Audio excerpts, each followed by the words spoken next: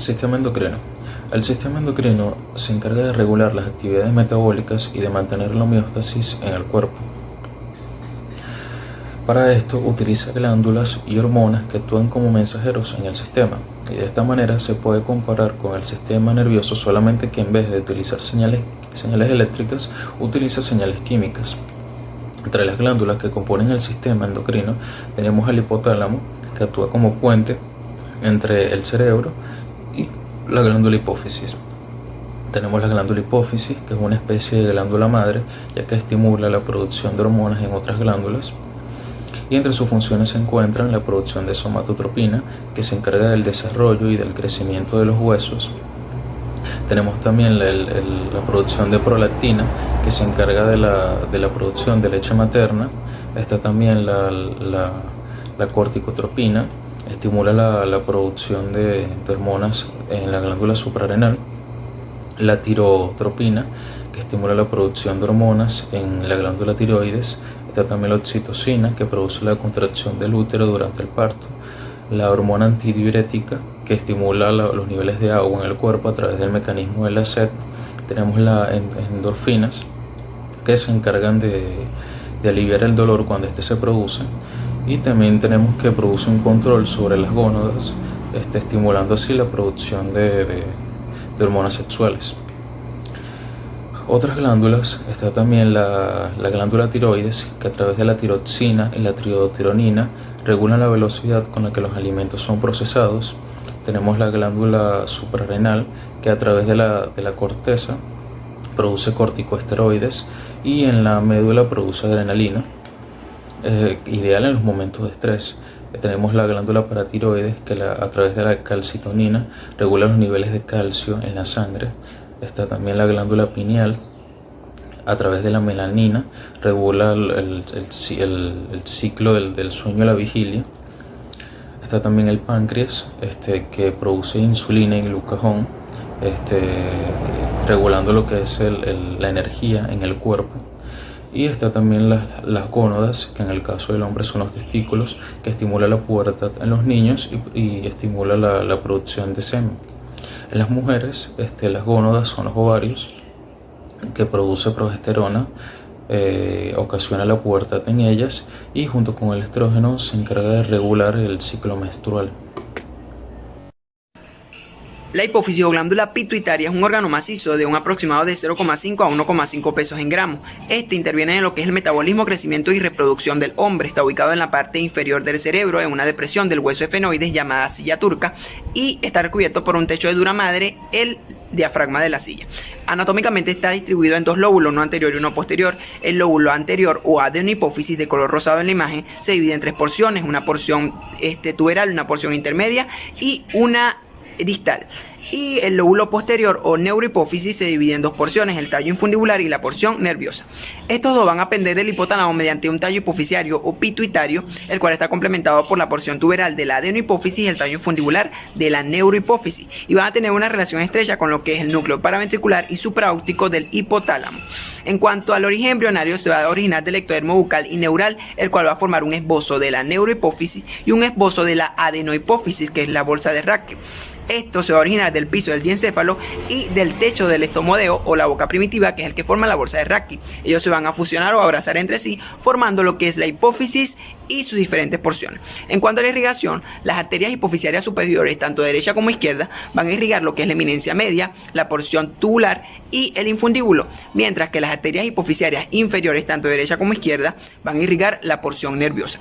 En cuanto al sistema porta-hipofisiario, las dos arterias hipofisiarias superiores dan origen al plexo capilar primario, ubicado en la región de la eminencia media. Las venas porta-hipofisiarias drenan el plexo capilar primario y conducen la sangre al plexo capilar secundario, ubicado en la porción distal. Aquí podemos observar una imagen histológica de la hipófisis, donde se observan sus diferentes porciones: la porción tuberal, la porción distal, la porción intermedia, la par nerviosa y el tallo infundibular, con sus diferentes estructuras, como son las células acidófilas, células basófilas, células cromófobas. En la porción intermedia las vesículas llenas de coloides, y en la porción nerviosa podemos observar los pituicitos, que no se tiñen porque son acromófobas ante la hemoxicilina y eosina. Adenohipófisis. La parte distal. Posee un recubrimiento de una cápsula fibrosa y cordones de células parenquimatosas, rodeadas por fibras reticulares que también se rodean de capilares sinusoides grandes del plexo capilar secundario. El recubrimiento endotelial de los sinusoides está fenestrado, lo que facilita la difusión de los factores liberadores de las células parenquimatosas.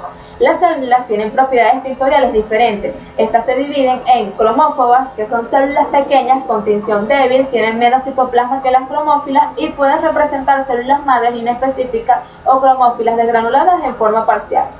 Las cromófilas presentan afinidad por los colorantes histológicos y las células folículo estrelladas, que constituyen una población grande de células y aunque su función no se conoce con claridad, tienen prolongaciones largas que forman uniones herméticas con las otras células folículo estrelladas. Las cromófilas se dividen en acidófilas, que son las células más abundantes en la parte distal y se tiñen de color naranja a rojo con eosinas, y las basófilas, que se tiñen de color azul con colorantes básicos, en especial con el reactivo ácido periódico de Schiff, y suelen localizarse en la periferia. Las acidófilas se dividen en somatotropos, que presentan un núcleo en el centro, un aparato de Golgi moderado, mitocondrias pequeñas en forma de bastón, abundantes retículos endoplasmáticos rugosos y múltiples gránulos secretores. Estas secretan somatotropina. Las mamotropos están dispuestos en células individuales, son pequeñas y poligonales, tienen una población de organelos discretos, pueden diferenciarse por sus gránulos secretores grandes formados por la fusión de los gránulos más pequeños, contienen la hormona prolactina. Y los basófilos se dividen en corticotropas, que están dispersas en la totalidad de la parte distal, son redondas a ovoides con un núcleo excéntrico, estas secretan la adrenocorticotropina y las lipotrópicas. Y las tirotropas están dispuestas en un plano más profundo dentro de los cordones de las células parenquimatosas. A cierta distancia de los sinusoides pueden distinguirse por gránulos secretores pequeños que contienen tirotropina. Y las gonadotropas son células redondas con un complejo de Golgi bien desarrollado y abundantes retículos endoplasmáticos rugosos y mitocondrias. Están situadas cerca de los senos y secretan la hormona folículo estimulante y la hormona luteinizante. La parte intermedia. La parte intermedia se encuentra entre la parte distal y la parte nerviosa. Esta contiene quistes que son remanentes de la bolsa de Raquer. Se caracteriza por poseer muchos quistes que contienen coloides recubiertos por células cuboideas que son remanentes del ectodermo de la bolsa de Raquer invaginada. La parte intermedia en ocasiones contiene cordones de basófilos a lo largo de las redes de capilares y estos basófilos sintetizan a la prohormona propiomelanocortina, la cual se somete a segmentación para formar a la hormona estimulante del melanocito alfa para formar corticotropina, lipoproteína beta y endorfina beta. En esta imagen que observamos acá está teñida con azul de toluidina, donde podemos observar a la parte intermedia entre la parte distal a la izquierda y la parte nerviosa a la derecha. Se dice que en los seres humanos esta parte es rudimentaria. La parte tuberal. La parte tuberal rodea el tallo hipoficiario. Contiene cordones longitudinales de células basófilas cuboideas a cilíndricas bajas. Esta parte es muy vascularizada tanto por arterias como por el sistema portohipoficiario. El citoplasma de estas células basófilas contienen pequeños gránulos densos de gotas de grasa, coloide y glucógeno. Aunque no se sabe si esta parte secreta algunas hormonas específicas, se dice que algunas células contienen gránulos secretores que tal vez incluyan FSH y LH. En esta imagen podemos observar tanto la parte intermedia como la parte tuberal. La neurohipófisis se encuentra en la parte posterior de la hipófisis. Está formada por lo que es el tallo fundibular y la pars nervosa. Se considera como una prolongación del hipotálamo, debido a que la pars nervosa es una continuación del mismo, y ambas estructuras están unidas por el tallo fundibular. Su principal función es el almacenamiento y posterior secreción de la hormona antidiurética o ADH y de la oxitocina o vasopresina. El tallo fundibular y la pars nervosa no tienen un aspecto muy organizado, pero estos están formados por tejido nervioso. Están constituidos por los pituicitos señalados con una flecha verde. Estas son células alargadas con prolongaciones extensas que se consideran de origen neuróglico. Sirven como sostén para los axones amielínicos que llegan a la pars nervosa. El haz hipotálamo hipoficiario se encarga de llevar los axones amielínicos desde los núcleos paraventriculares y supraópticos del hipotálamo hasta el interior de la neurohipófisis. Y los cuerpos de Herring señalados con una flecha morada son dilataciones en los extremos terminales de los axones amielínicos, y es allí donde se va a almacenar la ADH y la oxitocina. La liberación de estas hormonas se debe a impulsos nerviosos. Glándula tiroide. La tiroide es una glándula endocrina en forma de mariposa. Pesa aproximadamente de 12 a 20 gramos en la edad adulta. Está ubicada en la porción anterior del cuello, justo por debajo del cartílago tiroides y por encima del tercer y cuarto anillo traqueal. Está compuesta o se encuentra distribuida por lóbulos, un lóbulo derecho, un lóbulo izquierdo, ambos lóbulos interconectados a través de un istmo. Existe una variable anatómica que es la presencia de un tercer lóbulo, denominado lóbulo piramidal, el cual se extiende desde la porción superior del istmo. La función de la tiroide es la producción, secreción y almacenamiento de tiroxina, triiodotironina y la calcitonina. Hormonas tiroideas. La glándula tiroides produce tres hormonas, que son la tiroxina, T4, triiodotironina, que es la T3, y la calcitonina. Debemos saber que la tiroides posee dos grupos celulares, las células foliculares y las células parafoliculares. Como también debemos saber que tiene una unidad funcional, que son los folículos. Dentro del folículo encuentro lo que es el coloide o materia del coloide. También hallo la molécula precursora del T3 y T4, que es la tiroglobulina. Sin embargo, no es lo único que necesito para formar T3 y T4. También necesito de yodo, que lo voy a obtener a través de la dieta en forma de yoduro. La unión del yodo con molécula de tiroglobulina me va a dar resultados T3 o T4, cuyas hormonas van a ser reabsorbidas por las células foliculares y van a ser llevadas al torrente sanguíneo. La función de T3 y T4 es la regulación del peso, control de temperatura, la fuerza muscular, entre otras. Por otro lado, tengo la calcitonina. La calcitonina no va a tener relación, por así decirlo, no se va a relacionar con lo que es el material coloide. Esta hormona va a ser secretada directamente por las células parafoliculares y se va a encargar de la regulación del calcio. Organización histológica de la glándula tiroides.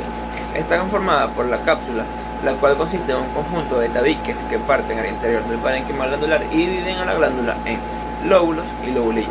También tenemos las células parenquimatosas, que forman folículos con coloides compuestos por células foliculares formadas por epitelio cúbico simple y células parafoliculares o células claras que se encuentran o están ubicadas en las perizonas de los folículos. Como podemos ver en la imagen del lado izquierdo, tenemos señalada con la flecha negra el folículo tiroideo. Con las flechas blancas tenemos las células parafoliculares y las células foliculares. En la imagen del lado derecho tenemos al coloide y las células parafoliculares y células foliculares. Continuando con lo que dije, es importante saber que la unidad funcional y estructural de la glándula tiroides es el folículo tiroideo. Este contiene en su luz al coloide, el cual almacena sustancias como yodo y tiroglobulina. Por último tenemos un tejido conjuntivo delgado que sustenta con abundantes vasos sanguíneos. Son responsables de la producción de hormona tiroidea. Es necesaria para vivir. La hormona controla el metabolismo básico del cuerpo, controla qué tan rápido se queman las calorías. Esto puede afectar la pérdida y el aumento de peso, disminuir o acelerar el ritmo cardíaco, elevar o disminuir la temperatura corporal, influir en la rapidez con que los alimentos se mueven a través del tracto digestivo, controlar la forma en que se contraen los músculos y controlar la rapidez con la que se reemplazan las células muertas. Características. Por lo general son cúbicas, pero hay notable variación de altura de acuerdo con el estado funcional de la glándula. Cuando la tiroides presenta una relativa inactividad, las células son casi planas, mientras que son cilíndricas altas cuando hay mucha actividad. Todas las células foliculares limitan con la luz y poseen un núcleo redondo bastante claro. El citoplasma presenta basofilia moderada y contiene vesículas apicales que se tiñen de modo similar al coloide de la luz folicular. Con microscopía electrónica se observa un retículo endoplasmático rugoso bien desarrollado, sobre todo en dirección basal y lateral al núcleo. El aparato de Golgi se localiza en posición supranuclear, mientras que las mitocondrias están dispersas por todo el citoplasma. La síntesis de tiroglobulina ocurre en el retículo endoplasmático rugoso y en el aparato de Golgi. En el citoplasma apical se distinguen tres tipos de gránulos o vesículas, todas limitadas por membrana: vesículas pequeñas, vesículas más grandes y por último se distinguen vesículas muy densas, que son lisosomas primarios. En el primer corte, las células foliculares indican con las letras FC su morfología cúbica baja, que no están en proceso de sintetizar producto de secreción, y en el segundo, estas células están aplanadas, lo que indica que no se encuentran en proceso de secreción activa de tiroglobulina.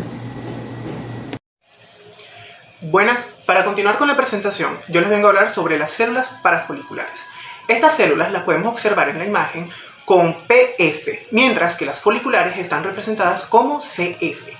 Las células parafoliculares son aquellas que presentan las siguientes características histológicas. Se pueden observar aisladas, es decir, de manera individualizada, o también en racimos, es decir, en grupos de 3 a 4 células. Presentan una tinción más pálida en comparación con las foliculares y tienen un tamaño de 2 o 3 veces más grande en comparación con estas también. Presentan solamente el 0.1% del epitelio total que podemos observar en el corte histológico de la glándula tiroides. Estas células se estudian mucho mejor con tinción argéntica y con técnicas de inmunohistoquímica, es decir, utilizamos anticuerpos que se van a conjugar con el producto de secreción de estas células, que sería la calcitonina, y se observan mucho mejor en microscopía electrónica. Ante la microscopía electrónica podemos observar las siguientes características. Observamos una mitocondria bien alargada, un retículo endoplásmico rugoso y un aparato de Golgi bien definidos. También podemos observar pequeños gránulos de secreción que van a producir el producto de la secreción, que sería la calcitonina. La producción de calcitonina va a estar regulada de acuerdo a los niveles de calcio en sangre. A mayores niveles de calcio en sangre, pues mayor producción de la calcitonina por estas células. Y a menor niveles de calcio, pues menor producción de la calcitonina. La localización de estas células, como la podemos observar en la imagen, va a ser basal, es decir, no van a tener contacto directo con la luz de la glándula. Y se encuentran entre las células foliculares, o CF, y la membrana basal. Gracias. Las glándulas paratiroides. Las glándulas paratiroides son 4 pequeñas glándulas anexas a la glándula tiroide, cuya función es totalmente diferente a esta.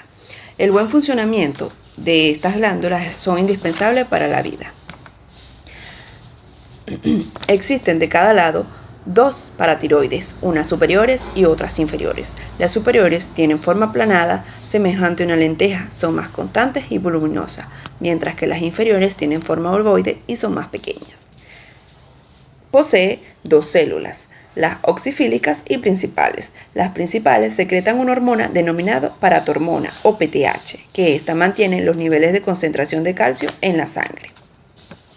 La función de esta hormona es aumentar la resolución de calcio en la sangre producidos por los osteoblastos, reduce la excreción renal de calcio y aumenta la excreción renal de fosfato, provocando la excreción urinaria en mayor concentración. Facilita la absorción de calcio, vitamina D y fosfato conjuntamente en el intestino delgado. La hormona PTH, junto con la calcitonina, que ésta proviene de la glándula tiroides, ejercen un equilibrio de calcio producido en la sangre. La PTH lo aumenta, mientras que la calcitonina lo disminuye. Debido a su relación con la glándula tiroides, estas glándulas se hallan amenazadas en el momento de la extirpación amplia o total de la tiroides.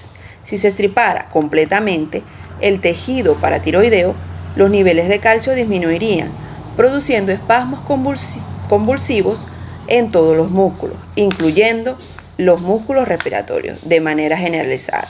El resultado sería la muerte del individuo. Cápsula de la glándula paratiroides. Es una estructura delgada de tejido conectivo colagenoso, donde se encuentran ubicadas y envueltas las 4 glándulas paratiroides, 2 superiores y 2 inferiores. Las glándulas paratiroides son estructuras ovoides de 5 por 4 milímetros y 2 milímetros de grosor, que pesan aproximadamente de 25 a 50 miligramos. Cuando existe alguna glándula adicional, esta suele ubicarse en el mediastino. De la cápsula paratiroides parten tabiques que van hacia el interior de la glándula, tabiques que contienen vasos sanguíneos, linfáticos y nervios. Estos tabiques sirven sobre todo para apoyar al parénquima y se constituyen de cordones cortos o agrupamientos de células epiteliales que están rodeadas de fibras reticulares que también van a apoyar al parénquima y una red vascular abundante. Estas células encontradas en el parénquima son llamadas células principales y células oxifilas. Ambas están dispuestas en trabéculas dentro del estroma. El estroma puede ocupar el 60% de la glándula y está compuesto de células adiposas. Células principales. Las células principales son las más abundantes y pequeñas. Se caracterizan por tener un núcleo central, son redondeadas y ligeramente eosinófilas. Forman agregados celulares en el parénquima bien irrigado de la glándula paratiroides y sintetizan la hormona preproparatiroidea en el retículo endoplasmático rugoso. Esta prohormona se procesa en este orgánulo para convertirse en hormona proparatiroidea, que pasa al aparato de Golgi, en el que luego dará lugar a la hormona paratiroidea. Esta hormona empaquetada se almacena en gránulos secretores que son pequeños, de los que se liberará posteriormente mediante tositosis. Entre otras características tenemos que estas células presentan mitocondrias alargadas y un complejo de Golgi yuxtanuclear, lo que significa que está cercano al núcleo. Las células oxifilas. Las células oxifilas representan al segundo grupo celular de la glándula paratiroides. Estas se observan en la imagen de arriba señaladas con la flecha verde. Estas células se caracterizan por ser más grandes y en menor cantidad que las células principales. Tienen un diámetro de 6 a 10 micrómetros. Sus límites celulares están bien definidos. Se observan en grupos o aisladas. Estas también tienen una gran cantidad de mitocondrias. Se observa la presencia de un aparato de Golgi pequeño y pocos retículos endoplasmáticos rugosos. En su citosol se observa una gran presencia y abundante de glucógeno. Estas células oxifilas, a diferencia de las células principales, no tienen una función definida. Glándula suprarrenal. Las glándulas suprarrenales son dos. Tienen forma de media luna y aplanadas. Estas se encuentran localizadas en los polos superiores de los riñones. En este órgano, la glándula suprarrenal, se combinan dos sistemas endocrinos distintos. Si realizamos un corte al órgano fresco, podemos observar que se haya recubierto por una fina cápsula de tejido conjuntivo adiposo. Además, se divide en dos capas concéntricas. La primera capa, periférica y gruesa, también denominada capa cortical o corteza suprarrenal, de color amarillo. Esta tiene origen embrionario mesodérmico y se encarga de la síntesis y secreción de hormonas esteroideas o también denominadas corticosteroides. Y su producto base son el colesterol. Entre ellas tenemos la aldosterona, el cortisol y el DHA.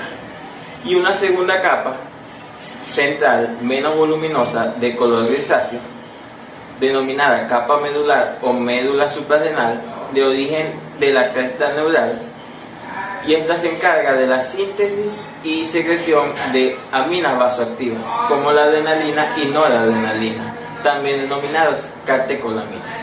La médula suprarrenal también pertenece al sistema neuroendocrino, debido a su estrecha relación con el sistema nervioso simpático. La corteza suprarrenal contiene células parenquimatosas que secretan y sintetizan varias hormonas esteroides sin almacenarlas. La corteza está subdividida histológicamente entre zonas concéntricas denominadas de la cápsula al interior, zona glomerular, zona fasciculada y zona reticular. Las tres clases de hormonas corticosuprarrenales, mineralocorticoides, glucocorticoides y andrógenos, se sintetizan a partir del colesterol. El colesterol se capta en la sangre y se almacena esterificado en gotitas de lípidos dentro del citoplasma de las células corticales.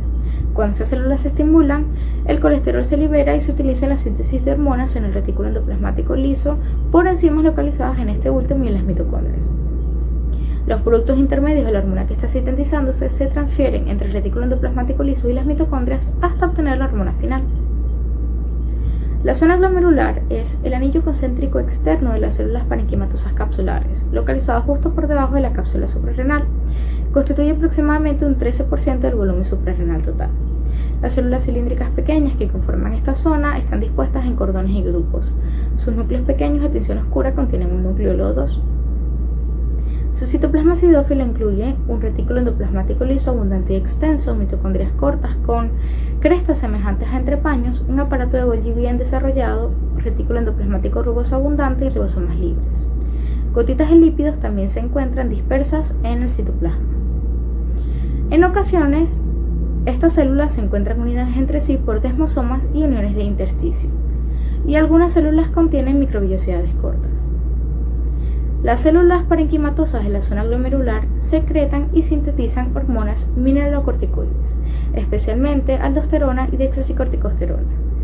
La síntesis de estas hormonas se estimula por angiotensina 2 y ACTH, ambas necesarias para la existencia normal de las células glomerulares. La zona media es la fascicular, es la capa más extensa, constituye el 80% del volumen total de la glándula. En esta zona, las células se disponen en cordones rectos de una o dos células de grosor, paralelos entre sí y perpendiculares a la superficie. Las células de esta zona reciben el nombre de espongiocitos.